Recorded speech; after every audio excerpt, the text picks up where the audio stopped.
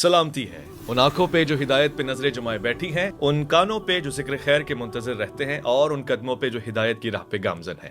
ہم سب آپ اکثر یہ بات فرماتے ہیں، خاص طور پہ جو لوگ مذہبی بحث کر رہے ہوتے ہیں، مختلف نقطہ نظر پہ نقد کر رہے ہوتے ہیں، کہ اختلاف رائے کے اظہار میں ہمیشہ آپ وہ بات کہیں جو دوسرا اپنے موقف کے بارے میں کہتا ہے، اس کی جگہ پہ کھڑے ہو کے پہلے اس کا موقف سمجھیں، اور جو لقب یا جو فقرہ یا جو فریز آپ دوسرے کے اوپر چشمہ کرنا چاہ رہے ہیں، اگر وہ اس کو پسند نہیں کرتا تو یہ کام کبھی نہیں کرنا چاہیے۔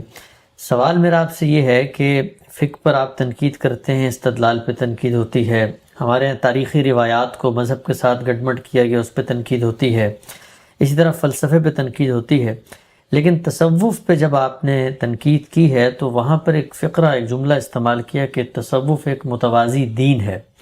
سوال میرا آپ سے یہ ہے کہ جو صوفیہ حضرات ہیں وہ اس کو متوازی دین قرار نہیں دیتے، وہ غلط استدلال کے ذریعے دین اسلام کے ساتھ اس کو جوڑتے ہوں گے، تو آپ اس استدلال پہ نقد کریں، آپ نے کیا بھی توحید پہ، نبوت پہ، شریعت پہ، قیامت پہ، لیکن یہ جو جملہ ہے کہ تصوف ایک متوازی دین ہے، تو یہ جملہ تو نہ صرف ہے کہ صوفیہ خود کہنا پسند نہیں کرتے، بلکہ ان کا جو نظام فکر ہے اس کو بالکل دین کے برابر کھڑا کر دینا، گویا ان کو دین کے مقابل میں دین پیش کرنے کی جسارت کا الزام دینا ہے، تو یہ الزام آپ کس اخلاقی بنیاد پہ ان پہ لگاتے ہیں؟ اس میں ایک بڑی غلطی زبان کے اسلوب سے ناپاکیت کی وجہ سے ہو رہی ہے۔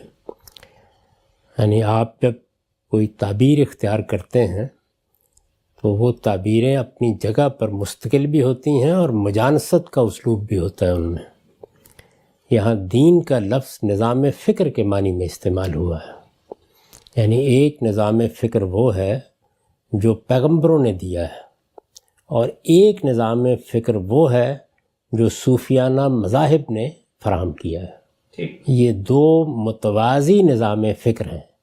لوگ اسے تنقید کا جملہ خیال کرتے ہیں، یہ حقیقت میں بہترین تعارف ہے، ان کی کاوش کا بہترین تعارف۔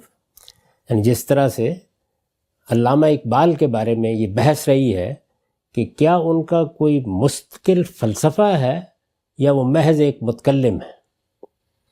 یہ آپ کے علم میں ہوگا کہ ایک بڑے فلسفی علی عباس جلال پوری صاحب نے ایک پوری کتاب لکھ کر یہ بتایا کہ اقبال فلسفی نہیں ہے، وہ محض ایک متکلم ہے، یعنی ان کے مذہبی عقائد ہیں، ان کے مذہبی تصورات ہیں، وہ ان کی مدافعت فلسفیانہ استدلال سے کرتے ہیں۔ تو اس کے لیے ہمارے ہاں متکلم یا اس فن کے لیے علم کلام کی اصطلاح استعمال ہوتی ہے۔ مستقل فلسفی ہونے کا مطلب یہ ہے کہ اپنے اصول سے لے کر فروع تک ایک پورا کا پورا نظام ایک شخص نے بنا دیا۔ جس طرح کہ ہم سقراط کو دیکھتے ہیں، یا افلاطون کو دیکھتے ہیں، یا ارسطو کو دیکھتے ہیں، یا پلاطینس کو دیکھتے ہیں، یا ہمارے ہاں کے لوگوں میں سے ابن عربی ہیں، ایک پورا نظام بنا کے بتا دیا ابتدا سے انتہا تک۔ تو تصوف کو اگر آپ پوری طرح اس کے علماء سے سمجھیں اور پڑھیں، یعنی ایک تو یہ ہے نا کہ ہر جھگی پہ بیٹھنے والا اور تپسیا رمانے والا صوفی ہو جاتا ہے، تپسیا کرنے والا اور دھونی رمانے والا، لیکن ایک یہ ہے کہ جو ان میں اہل علم ہیں، یعنی جلیل القدر اہل علم ہیں جنہوں نے تصوف کی شرح اور وضاحت کی ہے، بہت بڑے لوگ ہیں، ان کے ذریعے سے اس کو سمجھیں تو وہ ایک مستقل نظام فکر ہے۔ تو دین کا لفظ مجانست میں استعمال ہوا ہے تاکہ پیغمبروں کا دین جس نظام فکر کو پیدا کرتا ہے اس کی اہمیت بتائی جا سکے کہ اس کے بالکل بالمقابل تصوف بھی ایک پورا نظام فکر ہے۔ تو اس معنی میں یہ تعبیر اختیار کی گئی ہے۔ تو ہم سب یہ جو آپ نے فرمایا کہ وہ نظام فکر کے معنی میں یہ بات آپ کر رہے ہوتے ہیں کہ ایک پیرلل پورا اسٹرکچر ہے، تو یہ بات وہ جو خود بیان کرنے والے ہیں، جو صوفی حضرات ہیں، کیا وہ یہ بات مانتے ہیں کہ ہم ایک پورا پیرلل نظام فکر پیش کر رہے ہیں، اور دین کے مقابلے میں اگر آپ اس کو رکھتے ہیں تو دونوں متوازی علیحدہ الگ الگ نظام فکر ہیں؟ ایسا ہی ہے بالکل۔ میں نے اس میں وہ اقتباسات نقل کر دیے ہیں جس نے خود شاہ ولی اللہ نے، جو بڑے لوگوں میں سے ہیں، اور ظاہر ہے کہ عالم بھی بہت بڑے ہیں، صوفی بھی بہت بڑے ہیں، انہوں نے اپنی کتابوں میں اس کو بیان کیا ہے، یہ بتایا ہے کہ ہمارے اس نظام فکر کا ماخذ کیا ہے، اور یہ ایسا نہیں ہے جس طرح کہ عام لوگ خیال کرتے ہیں کہ قرآن کی کوئی 2 آیتوں سے یا 2 حدیثوں سے کوئی چیز اخذ کر لی گئی ہے۔ کہتے ہیں کہ یہ بالکل متوازی ایک نظام ہے۔ اس نظام کو جنید بغدادی نے ہمارے ہاں، یعنی مسلمانوں کے ہاں، ویسے تو یہ ہر جگہ موجود ہے تصوف، ہمارے ہاں ایک باقاعدہ صورت دی ہے۔ پھر انہوں نے بتایا کہ یہ اخذ کیسے کیا جاتا ہے، یعنی رسول اللہ صلی اللہ علیہ وسلم سے اس کی اخذ کی نوعیت یہ نہیں ہے کہ قرآن سے اخذ کر لیا یا حدیث سے اخذ کر لیا یا سنت سے اخذ کر لیا، وہ اس کی مثال دے کے بتاتے ہیں، اور میں نے ان کے اقتباسات آگے نقل کر دیے ہیں کہ یہ براہ راست فیضان ہے جو حاصل ہوتا ہے، یعنی اس کے ماخذی کی نوعیت بالکل تبدیل ہو جاتی ہے۔ اور وہ یہ کہتے ہیں کہ یہ جو علم ہے یا یہ فن ہے یا جو کچھ بھی آپ اس کو نام دیں، یہ اس کے مقابل میں ایک بالکل مستقل چیز ہے، اس کو اس طرح سمجھنا چاہیے۔ یہ سب باتیں کہتے ہیں، یہ اصل میں ان کی پوری بات کا خلاصہ کر دیا میں نے، کہ وہ جس طریقے سے پیش کر رہے ہیں وہ اس طرح ہے۔ عام لوگ جب گفتگو کرتے ہیں یا عام لوگ کوئی اعتراض کرتے ہیں تو اس کا جواب دیتے ہوئے بعض لوگ اس طرح کی تعبیریں اختیار کر لیتے ہیں کہ یہ وہی بات ہے، اللہ تعالیٰ نے جو احسان فرمایا ہے، تزکیہ فرمایا ہے۔ ایسا نہیں ہے، وہ اس کو ایک پورے نظام فکر کی حیثیت سے بیان کرتے ہیں، اس کو پورے نظام فکر کی حیثیت سے پیش کرتے ہیں۔ یہ ظاہر سی بات ہے کہ خود دین کا معاملہ یہ ہے کہ اس میں بڑے بڑے علماء پیدا ہوئے ہیں، وہ تعبیر کر رہے ہیں۔ ہم یہ کہتے ہیں نا کہ دین کی ایک سیاسی تعبیر ہے، ہم یہ کہتے ہیں کہ دین کی ایک صوفیانہ تعبیر ہے، تو دین کے اندر بھی یہ چیز ہوتی ہے۔ صوفیہ میں بھی اس طرح کے اختلافات ہیں، لیکن جو بڑے صوفی ہیں اور علماء صوفیہ ہیں وہ بالکل وضاحت سے یہ بات بیان کرتے ہیں۔ اس میں بلکہ سوال کا جواب دیا ہے شاہ ولی اللہ نے کہ یہ جو کچھ پھر ہمیں حاصل ہوتا ہے یہ محمد الرسول اللہ سے حاصل ہوتا ہے، تو کیسے حاصل ہوتا ہے؟ تو انہوں نے کہا کہ فیضان کا منبع تو پیغمبری کی ذات ہے، لیکن اس کے حصول کی صورت ایسے ہے کہ جیسے ایک کھیت میں خربوزے اگے ہوں تو وہ آفتاب سے حدت حاصل کر رہے ہیں، لیکن نہ آفتاب کو معلوم ہے کہ وہ ان کی پرورش اور پرداخت کر رہا ہے، نہ ان کو معلوم ہے کہ وہ حاصل کر رہے ہیں۔ تو اس لیے اپنی بنیاد سے اپنے اختتام تک یہ ایک پورا نظام فکر ہے۔ متوازی دین کہنے کا مطلب یہ ہے کہ دین کے مقابل میں ابتدا سے انتہا تک، اصول سے لے کر فروع تک ایک پورا نظام پیش کیا ہے تصوف نے۔ ٹھیک۔ اچھا خان صاحب، یہ آپ نے فرمایا کہ یہ جو ہم کہتے ہیں کہ اقبال کی مثال دیکھے، کیا وہ ایک فلسفی تھے یا متکلم تھے؟ گویا ان کا اپنا کوئی پورا اسٹرکچر تھا، آرگومنٹ کا کوئی نظام فکر تھا، یا وہ مختلف زاویوں سے ایک نقطہ نظر کی توجیہ کر رہے تھے؟ آپ نے اس میں مثال دی ابن عربی کی کہ آپ ان کو دیکھتے ہیں، سقراط کو دیکھتے ہیں، افلاطونس کو دیکھتے ہیں، تو ایک پورا ہولسٹک پرسپیکٹیو میں ایک پورا اسٹرکچر پیش کر رہے ہوتے ہیں اپنے جو علم کے ان کی بنت ہے اس میں۔ تو آپ نے ابن عربی کا بھی ذکر کیا، ہم یہ دیکھتے ہیں کہ ابن عربی بھی ہم نے پہلے بھی بات کی تھی اور بھی مختلف زاویوں سے، لیکن لوگ ابن عربی کی کتاب کھولتے ہیں اور اس میں مختلف مقامات سے نکال کے دکھاتے ہیں عبارتیں کہ یہ دیکھیں یہ لکھ رہے ہیں کہ ہمارے لیے ہدایت، خیر اور ہر چیز کا منبع تو رسول اللہ صلی اللہ علیہ وسلم کی ذات ہی ہے، اور انہی سے جو ہے وہ ہم یہ کام کریں گے، وہی دین کے معاملے میں حجت ہیں۔ تو پھر یہ جو بڑے صوفیاء ہیں جن کا اپنا نظام فکر ہے، ان کی اپنی کتابوں میں بھی دیکھتے ہیں کہ وہ حجت تو پھر رسول اللہ صلی اللہ علیہ وسلم ہی کو مان رہے ہوتے ہیں۔ دیکھیے، جمہوریت ایک پورا نظام فکر ہے، ایسا ہی ہے نا؟ تو ایک آدمی جو جمہوریت کو دین کے خلاف نہیں سمجھتا اور مسلمان ہے، وہ دین پر بات نہیں کرے گا۔ تو اصل میں یہ دین کے بھی علماء ہیں، یعنی ایک ہے تصوف اور ایک ہے اسلام، تو وہ اسلام کے بھی علماء ہیں، بڑے علماء ہیں، شاہ ولی اللہ ہیں، غزالی ہیں، یہ جتنے بڑے صوفی ہیں اتنے ہی بڑے دین کے عالم بھی ہیں۔ وہ اپنے اس نظام فکر کو دین کے خلاف نہیں سمجھتے، پیرالل سمجھ رہے ہیں، مستقل سمجھ رہے ہیں، لیکن اس کے خلاف نہیں سمجھتے۔ جب خلاف نہیں سمجھتے تو وہ دین کے بھی علماء ہیں، تو دین کی بھی بات کریں گے۔ اچھا، بلکہ کسی جگہ استدلال بھی کر دیں گے کہ یہ نظام فکر دین کے خلاف نہیں ہے۔ یہی اس دنیا میں آپ بھی کرتے ہیں۔ کتنی چیزیں ہیں کہ جن کو آپ کہتے ہیں کہ معیشت کا یہ طریقہ اختیار کر لیا جائے، اگرچہ یہ اپنی جگہ ایک پورا کیپٹلزم۔ مولانا سید ابو اللہ صاحب مودودی کی کتاب آپ پڑھیں، اسلام اور جدید معاشی نظریات، آخری چیپٹر کا مطالعہ کریں، تو وہ بتائیں گے آپ کو کہ یہ پورا کا پورا جو سرمایہ دارانہ نظام ہے بس اتنی اس میں کچھ تبدیلیاں کر دی جائیں تو اس میں کوئی ایسی چیز نہیں ہے۔ اسی طرح بہت سے علماء، یہاں تک کہ دیوبند کے اکابر علماء نے جس وقت یہ سب ہو رہا تھا، یعنی ایک تحریک چل رہی تھی اور دنیا میں سوشلزم اور کمیونزم کا غلغلہ تھا، تو کتابیں لکھی اور یہ بتایا کہ ہمارے نزدیک یہ تو اصل میں اسلام کا ظہور ہوا ہے۔ اقبال کی طرف یہ بات منسوب کی جاتی ہے کہ سوشلزم کمیونزم میں بس ایک خدا کو داخل کر دیں تو پھر کوئی قابل اعتراض بات نہیں۔ یہ میں نے ایسے مثالیں دی آپ کو کہ یہ ہوتا ہے، یعنی میں مسلمان ہوں دین کی حیثیت سے، دین اسلامی کو مانتا ہوں، لیکن کسی دوسرے نظام فکر کو، کسی فلسفے کو میں محسوس کرتا ہوں کہ دین کے خلاف نہیں ہے اور میرے نزدیک اس میں بڑی اپیل ہے، میں اس کو اختیار کر رہا ہوں۔ تو یہ حضرات جس وقت تصوف کو بیان کرتے ہیں تو اس موقع کے اوپر یہ ماخذ ہی میں اختلاف کر دیتے ہیں، وہ کہاں سے ملتا ہے، کہاں سے پائیں گے۔ آپ شیخ اکبر ابن عربی کی کتابیں دیکھیے تو آپ کو فصوص میں بھی اور آپ کو فتوحات میں بھی بالکل شروع میں وہ بتا دیں گے کہ یہ براہ راست الہام ہے، یہ مکاشفات ہیں ہمارے۔ تو یہ ایک الگ چیز ہے، لیکن وہ مسلمان بھی ہیں، اللہ کے دین کو مانتے ہیں، اللہ کے پیغمبر کو مانتے ہیں، تو ظاہر ہے کہ اس کو بھی بیان کریں گے۔ تو میں نے جو تبصرہ کیا تصوف پر کیا ہے، کسی صوفی پر نہیں کیا، کیونکہ ان کی شخصیت میں یہ دونوں چیزیں جمع ہیں۔ ایک طرف وہ مسلمان ہیں، اللہ کے ماننے والے ہیں، اللہ کے پیغمبر کے ماننے والے ہیں، قرآن پر ایمان رکھتے ہیں، اس پر عمل کرتے ہیں، عمل کے بہترین نمونے پیش کرتے ہیں، کسی کے عمل پر آپ اعتراض بھی کر سکتے ہیں۔ ایک طرف یہ چیز ہے۔ شاہ ولی اللہ کوئی معمولی درجے کے عالم ہیں، امام الہند کہنا چاہیے ان کو۔ ہندوستان فخر کر سکتا ہے جتنے بڑے وہ عالم ہیں، دین کے عالم بات کر رہا ہوں، یعنی اسلام کے، اور دوسری جانب اتنے ہی بڑے صوفی بھی ہیں۔ تو یہ چیز ہے جس کو میں نے اپنے اس مضمون میں نمایاں کیا ہے کہ دیکھیے یہ وہ جگہ ہے کہ جہاں یہ اپنے نظام فکر کو جب پیش کرتے ہیں تو یہ بالکل الگ نظام فکر کی حیثیت سے نمایاں ہو جاتا ہے۔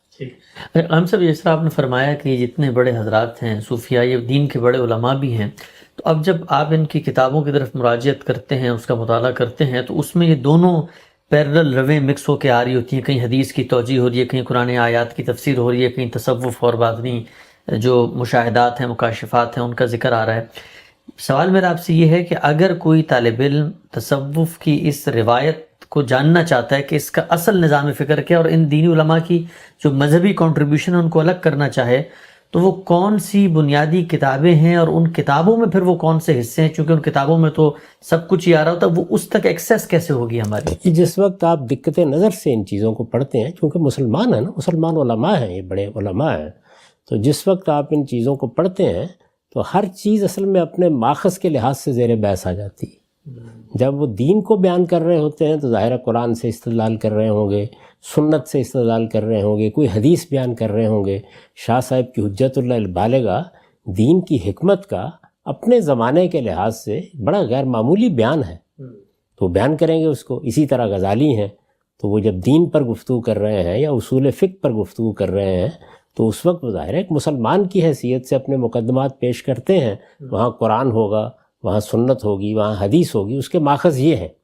اور جب وہ تصوف کو بیان کریں گے، یہ درست ہے کہ ایسی کتابیں بھی ہوتی ہیں جن میں بالکل الگ بیان کیا جائے۔ مثلا آپ یہ دیکھیے کہ شاہ اسماعیل شہید ہیں، ان کی کتاب تقویۃ الایمان، اس میں انہوں نے توحید کو بیان کیا ہے، دین کی بنیادیں واضح کی ہیں۔ یہ جانتے ہیں آپ کہ اس میں توحید اس طرح سے بیان کی گئی ہے کہ ہندوستان میں ہنگامہ ہو گیا۔ ہندوستان تو اصل میں ایک دوسری دنیا ہے، یہاں کا تو ہر ذرہ دیوتا ہے، لیکن دوسری جانب ان کی کتاب اوقات کو آپ اٹھائیے تو وہ تصوف ہے، اس میں شروع سے لے کے آخر تک اس کے اصول مبادی بیان کیے گئے ہیں۔ بلکہ یہ کہا جا سکتا ہے کہ آخری زمانے میں انہوں نے گویا سارے کے سارے نظام فکر کا خلاصہ کر دیا ایک مختصر کتاب میں۔ اسی طرح جس وقت آپ فتوحات پڑھتے ہیں تو وہاں آپ کو دونوں چیزیں ملی ہوئی نظر آتی ہیں ابن عربی کے ہاں، لیکن جس وقت آپ فصوص پڑھیں گے تو بالکل وہ پورا کا پورا تصوف ہے۔ اب اس میں دونوں کی تعبیریں بہت جگہ ملتی جلتی ہوتی ہیں، تو اس وجہ سے ایک عام آدمی یہ خیال کرتا ہے، لیکن ایک محقق آپ کو نکال کے بتا دے گا کہ یہ نظام فکر ہے۔ ابھی ابن عربی کے بارے میں بہت سی اچھی بحثیں ہوئی ہیں، ان کو بھی اگر آپ سامنے رکھ کے دیکھیں، لوگ جس طرح سے ان کا دفاع کرتے رہے یا ان کی تعبیرات کو بیان کرتے رہے، تو یہ معلوم ہوتا ہے نا کہ ایک پورا نظام انہوں نے بنایا جس کا نام رکھا نبوت عامہ. یعنی اس انسان کو اپنے وجود کے لیے بھی فیضان کی ضرورت ہے، اس کے بعد آگے اپنے زندگی کے تمام مراحل، اپنے شعور کے تمام مراحل، اپنے احساس کے تمام مراحل کے لیے بھی فیضان الہی کی ضرورت ہے. اور اس سے آگے بڑھ کر اگر یہ کچھ ریاستیں کر لے اور اپنے آپ کو اس قابل بنا لے تو اس کے نتیجے میں ایک نبوت حاصل ہوتی ہے اس انسان کو. اس کو وہ نبوت عامہ کہتے ہیں یہ اکتسابی ہے، بلکہ مثالیں دیتے ہیں کہ ہارون کی نبوت بھی ایسی تھی، بنی اسرائیل کے انبیاء کی نبوت بھی ایسی تھی. اور اس کے مقابل میں کہتے ہیں کہ جن کو تم نبی کہتے ہو، یعنی جو دین میں انبیاء ہیں، وہ تشریعی نبوت ہے، یعنی وہ اصل میں شریعت لے کے آتے ہیں، قانون لے کے آتے ہیں تاکہ لوگوں کو اس کا پابند بنائیں. تو آپ دیکھیے دونوں چیزوں کو انہوں نے رکھ کے بتا دیا کہ ایک ہماری تعبیر ہے اللہ تعالیٰ سے اخذ اور استفادے کی، وہ یہ ہے، اس کو نبوت عامہ کا نام دے دیا. اور ایک یہ ہے کہ جو مذہبی لحاظ سے اختصاص نبوت کو بیان کرتی ہے. تو ان کی مشکل یہ ہے کہ وہ مسلمان ہیں، اس لیے مسلمان کی حیثیت سے دونوں چیزوں کو بیان کر رہے ہیں، تو ان کو الگ الگ کر کے دیکھنا پڑے گا نا ہر جگہ. ٹھیک ہے، ہم سے آگے بڑھتے ہیں. یہ ایک روایت زیر بحث ہے. کہتے ہیں کہ بخاری شریف کی روایت کا مفہوم ہے کہ رسول اللہ صلی اللہ علیہ وسلم نے فرمایا، میں سو رہا تھا کہ مجھے دودھ کا پیالہ دیا گیا، میں نے اسے پیا یہاں تک کہ دودھ سے سیر ہو جانا میرے ناخنوں سے نکلنے لگا. پھر میں نے بقایا دودھ جو ہے وہ سیدنا عمر کو دے دیا. صحابہ نے پوچھا کہ یا رسول اللہ اس کی تعبیر کیا ہے؟ تو آپ نے فرمایا علم. تو یہ جو روایت ہے، اس روایت کے اوپر مختلف اہل علم نے اظہار خیال کیا ہے. تو ایک نتیجہ اس سے نکالا گیا ہے کہ یہ روایت جب بتا رہی ہے کہ اللہ کے رسول یہ خود تعبیر کر کے بتا رہے ہیں کہ میں نے اپنا علم سیدنا عمر کو دے دیا ہے، تو پھر کیوں نہ سمجھا جائے کہ وہ بھی جو ہیں وہ ملہم ہیں ان کو. یہ بات کہاں کہی گئی ہے کہ میں نے اپنا علم دے دیا؟ روایت میں کہاں کہی گئی؟ جب رسول اللہ کی نسبت سے کوئی بات بیان کی جائے گی تو ایک ایک لفظ کو دیکھا جائے گا کیا کہا گیا ہے. یہ رسول اللہ صلی اللہ علیہ وسلم کا رویا ہے، ایسا ہی ہے نا؟ جی، رویا ہے، یعنی آپ کو خواب میں یہ دکھایا گیا. آپ جو علم لے کے آئے ہیں وہ کیا ہے؟ وہ دین. اس علم کی کیا صورتیں ہمارے پاس ہیں؟ قرآن، سنت. اور رسول اللہ صلی اللہ علیہ وسلم نے قرآن اور سنت کی جو توضیحات کیں، جو شرح کی، جو اس کے فروع بیان کیے، جو ان کے اطلاقات واضح کیے، ایک علم کا بڑا ذخیرہ ہے. یہ علم آپ کو بھی ملا ہے، مجھے بھی ملا ہے، ہر ایک کو ملا ہے. ایک دوسری چیز یہ ہے کہ یہ جو کچھ ملا ہے اس کی بصیرت، یہ جو ہم جلیل القدر علماء سے استفادہ کرتے ہیں، تو قرآن تو ہر ایک کے پاس ہے، سنت پر ساری مسلمان امت عمل پیرا ہے، حدیثیں سب کتابوں میں لکھی ہوئی ہیں. لیکن وہ بصیرت، وہ فہم، وہ چیزوں کے اندر اتر کر جاننا، یہ ہے جس کو رسالت مآب صلی اللہ علیہ وسلم نے یہاں علم سے تعبیر کیا ہے. تو ان کو یہ علم ملا، اور یہی اصل میں اس امت کے تمام علماء کو ملتا ہے. کسی کو زیادہ، کسی کو کم. اعلیٰ سے اعلیٰ درجے کے لوگ بھی ہوتے ہیں اور دوسرے تیسرے درجے کے لوگ بھی ہوتے ہیں. یعنی آپ کسی بھی علم و فن میں داخل ہوتے ہیں، آپ طبیبوں کو دیکھ لیں، آپ سائنسدانوں کو دیکھ لیں، سارے آئنسٹائن اور نیوٹن نہیں ہوتے. تو سیدنا عمر بڑے علماء میں سے ہیں، یعنی اللہ تعالیٰ کے دین کی بصیرت جو ان کو حاصل ہوئی وہ معمولی نہیں ہے. اس کا مطلب یہ نہیں کہ ان کی ہر چیز جو ہے وہ پیغمبر کی بات بن گئی ہے، نہیں، پیغمبر کی بات تو ہر نقص سے پاک ہوتی ہے. وہ انسان ہے، انسان کی حیثیت سے ان کے فیصلوں سے، ان کی آراء سے اختلاف بھی کیا جا سکتا ہے. خود میں نے کئی جگہوں پہ اختلاف کیا ہے، لیکن بہرحال وہ ایک بڑے عالم، بڑے فقیہ سے اختلاف ہے.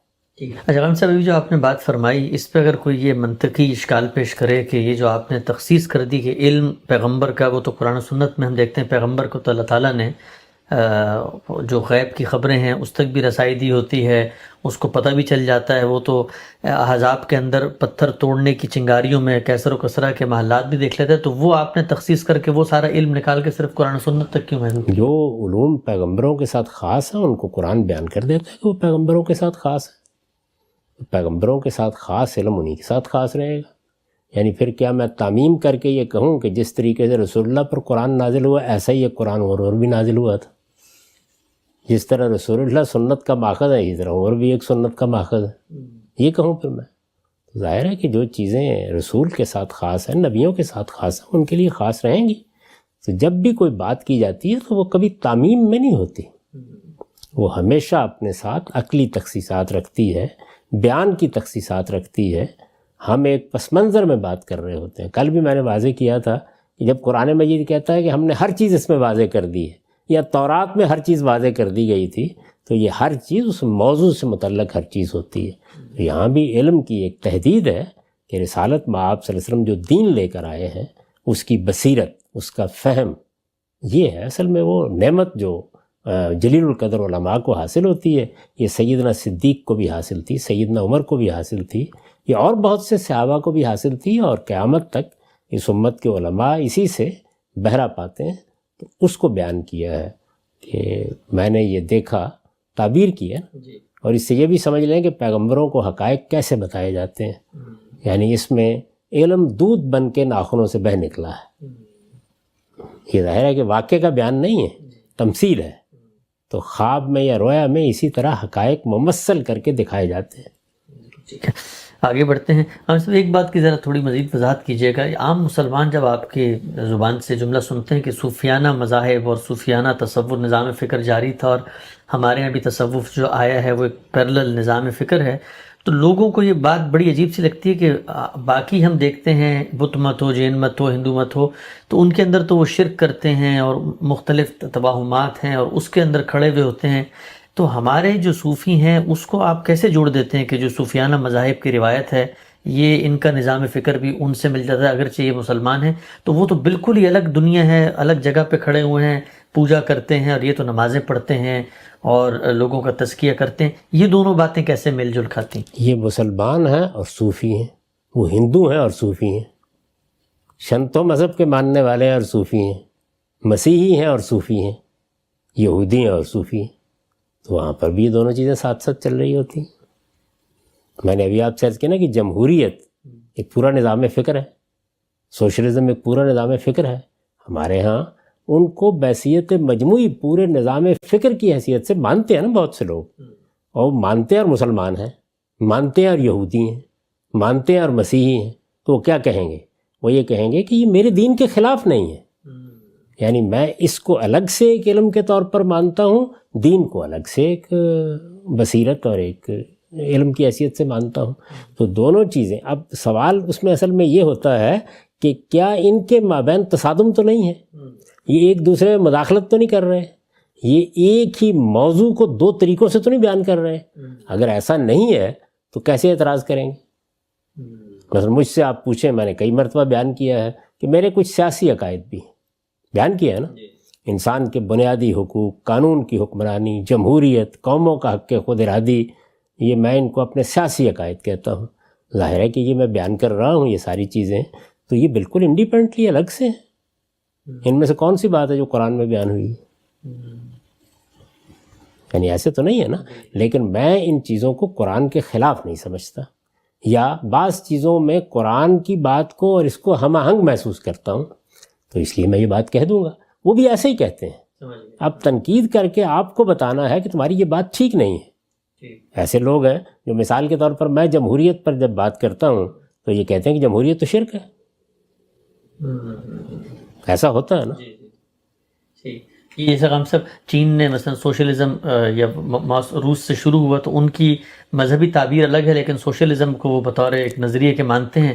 ہمارے ہاں بھٹو صاحب نے اس کو اسلامی سوشلزم کا نام دیا۔ اب سوشلزم مشترک ہے لیکن مذاہب مختلف ہو گئے۔ یعنی وہ دیکھیے کہ آپ نے بڑی اچھی مثال دی، ہمارے ہاں ایک تحریک اٹھی، اس کے پس منظر میں اگر آپ بر صغیر کی تاریخ سے واقف ہیں تو کمیونسٹ نقطہ نظر پیدا ہوا، اس کے اوپر کتابیں لکھی گئیں، ہمارے شعراء اس سے متاثر ہوئے، ہمارے ادباء اس سے متاثر ہوئے، اور بڑی قربانیاں دیں بعض لوگوں نے۔ وہ سمجھتے تھے کہ یہ انسانیت کے لیے ایک غیر معمولی چیز ہے جو سامنے آ گئی۔ اب ساحر کو پڑھیں، آپ فیض کو پڑھیں، آپ اسی طریقے سے کیفی اعظمی کو پڑھیں، اور شعراء، ادباء، ماہرین جتنے بھی بیان کرتے رہے۔